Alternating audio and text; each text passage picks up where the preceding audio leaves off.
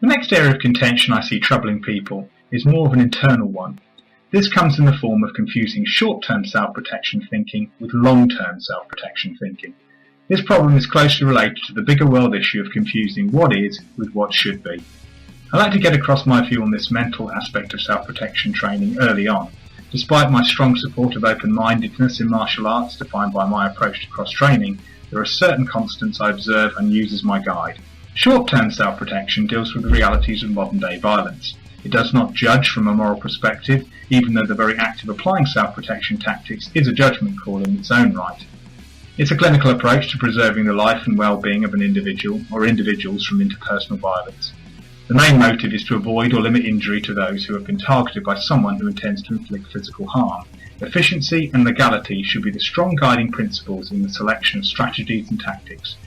The issue of what is, in such instances, accepts the harsh reality that there are violent human predators in the world and uses this knowledge to responsibly prepare law-abiding people to protect themselves. Such predators can be motivated by greed, lust, prejudice, displaced aggression, desperation, and a number of mental disorders. These various motivations are only of interest insofar as the way they might inform a short-term self-protection strategy. For example, a person might choose not to wear expensive clothes or carry much cash in an area with a reputation for mugging. Long-term self-protection deals with reducing crime rates by various means. An individual might have some involvement with a number of charities that work towards reducing poverty, combating addiction, educating more people against prejudice, or simply working closer with authorities in local neighbourhoods to create safer communities. The issue of what should be in this particular instance seeks to make the world a better place by promoting fairness, supporting the community and peaceful solutions.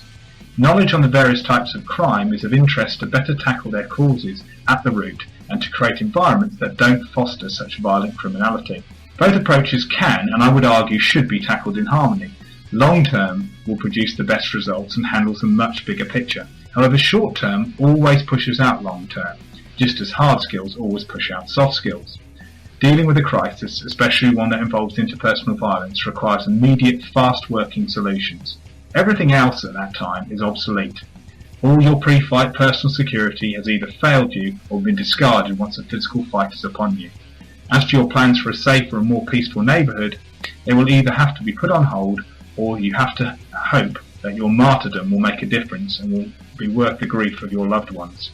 Confusion often occurs when you advise someone to avoid a potentially dangerous situation when it is their moral, ethical and legal right to put themselves at risk. I see no conflict between being actively opposed to prejudice and yet advising someone to avoid a certain area at a certain time. My advice is not a command and it does not reflect my opinion on what should be. I think a law-abiding and honest individual should be able to set foot anywhere in the world without fear of being robbed, kidnapped, tortured and murdered. But sadly, there are many parts of the world where that is unavoidable should you decide to visit without taking the right precautions. There are places in the so-called civilized world where individuals will be pestered, bullied and attacked due to their race, gender, sexual orientation, religion, non-religion, culture or any number of irrational reasons. Long-term self-protection has a number of ways to eliminate these places without putting an individual at risk of physical harm. Short-term self-protection instructs us to best avoid such areas. The aggressive-looking man who just entered the bar and has fixed his glare on you for some reason has no right to make you feel threatened. You should not feel the need to leave as early as possible, or, if he engages in a dialogue, to adopt an insincere behaviour that will make him reconsider the violence that's probably on his mind. However, the reality might be that this person sees you as a target for his anger and frustrations. He doesn't care about your rights. In his world, there is justification for his violent intent.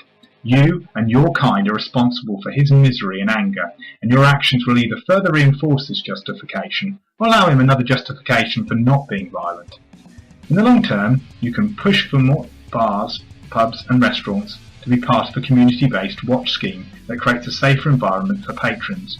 You might wish to donate or participate in a charity that actively deals with the underlying issues that create such people as the bully in your bar.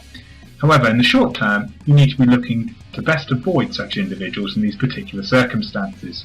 If confronted by him, you will need to modify your natural mannerisms to reduce the chances of him deciding to become violent towards you.